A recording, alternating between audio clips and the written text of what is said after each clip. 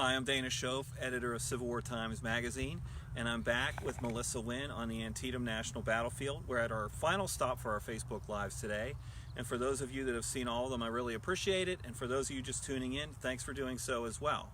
I'm at the location of these 12-pounder Napoleons that marks the spot where the 3rd Company of the Washington Artillery of New Orleans fired on Union troops that were attacking the sunken road during the middle phase of the battle between 9 in the morning and 1 in the afternoon. And famously, Major General James Longstreet and members of his staff helped serve these guns to try to repulse these Union attacks on the sunken road.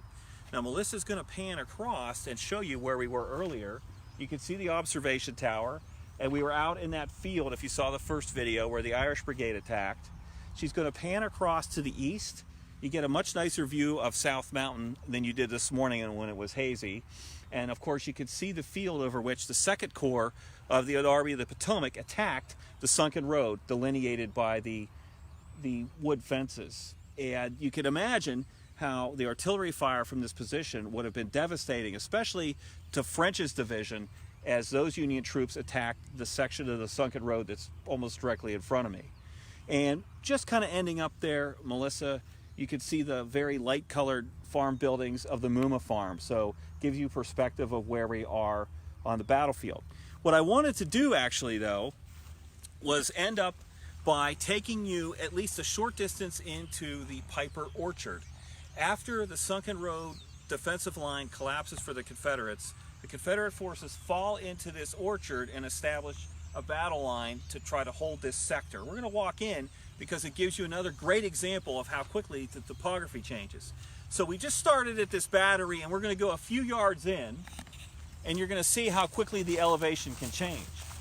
This is the Piper Farm orchard was about 14 acres, and it was pretty large. You could see left and right how the trees go for quite some distance.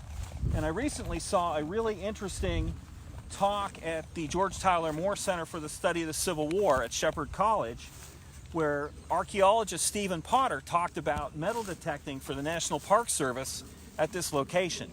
And the amount of archival stuff that they found is amazing. They found shell fragments and bullets and all sorts of stuff, and they didn't even actually cover the entire field. They did a 25% study, but the amount of material that was shot into this orchard is amazing by Federal batteries and Union infantry as well, and Confederate infantry that were firing from that section of the orchard.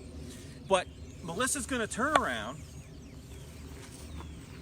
and now you're going to see how far we've dropped down from those artillery pieces, and we haven't really gone that far.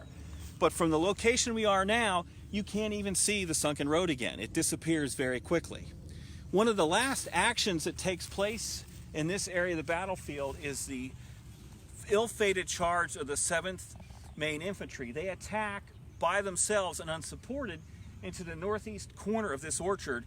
They advance in and they're turned back with very heavy losses. And if you go to the visitor center and look at the James Hope paintings that are on display, you'll see Hope depicts that charge into the orchard. One last thing before we go, we're going to turn around again and look to the west. And I don't know if you can kind of see on the horizon, there's a water tower. I pointed that out at our last stop where the prescribed burn was located. That more or less shows you where the town of Sharpsburg is located. And the Piper farmstead itself is, again, you see the ground rise up and then it drops off precipitously down to the Piper farm building. So this ground just won't stop rolling, pitching up and down. And like I said when we started this morning, the viewshed changed so quickly here.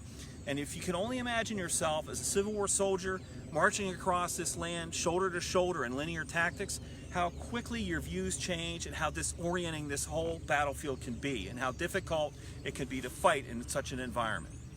I hope that you've enjoyed our Facebook Lives today. I'm really glad that the rain quit and the sun came out and it got nice, and at least the 2 ones we did in the afternoon, it wasn't raining on us.